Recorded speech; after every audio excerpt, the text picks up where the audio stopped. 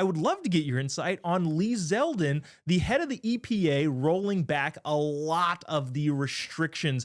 EPA stands for Environment Protection Agency, which Charlie Kirk says, well, the Employment Prevention Agency is also what it could stand for, because they have been pointing to things like the 2009 endangerment finding that refers to a bunch of the different EPA findings regarding clean air. That has obviously led to a huge amount of restrictions and red tape for U.S. companies all over the place, which obviously limit and impede employers from hiring people to do jobs that the company would like to hire people to do jobs for, including doling out a bunch of money. There was a story a couple weeks ago that an NGO, a nonprofit that was involved with Stacey Abrams, got $2 billion from the Biden administration after having only received $100 the year prior to that.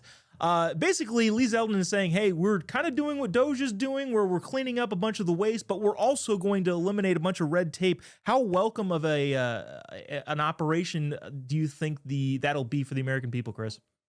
I mean, I guess it depends on what side of the aisle you're on, right? Like the leftists will have an absolute hissy fit over it, and conservatives will say promises made, promises kept. But I mean, the reality of it is this is what we campaigned on: less regulation, less government oversight, less government overreach, and that's what Lee Zeldin is doing at the EPA.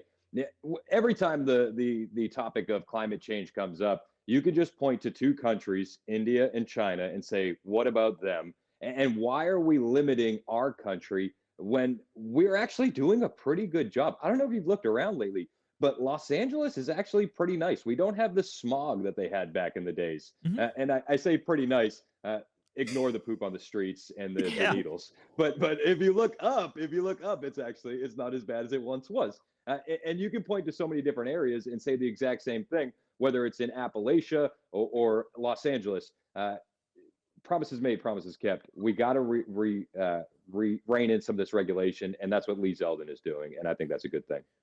Yeah, I think a big thing with conservatives too, myself in a huge part, is I don't hate the environment. I love the environment. I would like to keep the environment as clean as possible, but the problem is the EPA is not actually doing that. Instead, they're doling out money. Ivy, is that true on your end? Because again, conservatives like the environment. We want to conserve the environment, but the EPA just hasn't been doing that. That's not the lane that they've picked. Instead, they're just doling out money. And I don't know. Do you think the American people are going to accept reining that stuff in?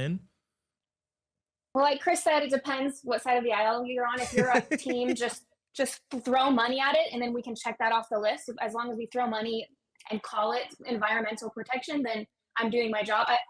So people who are for that are going to be upset by this, but I love what he's doing. I think that cleaning it up and just cutting all the waste and stopping the pretending of, well, this is going to the environment. That's not what's going on. You look into each of these bills and how much money and where the money is actually going and how much of it is actually going to the environment. It's not what you think. Again, it is just like Planned Parenthood. It's like NPR. You need to dig in deeper. It isn't just what they're saying. And so I think he's doing a good job of digging deeper, cleaning it up.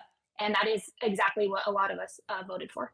Yeah, I will say I personally love the fact that they're gutting the EPA and not doling out free money. But there is a small part of me that if a lib president gets back into power and the EPA starts doling out money again, I may want to start Jobob's clean air facility, in which I bill the government $1 billion to clean up the air inside my studio. Count me in. I want in on that. Yeah, I'll send him an invoice.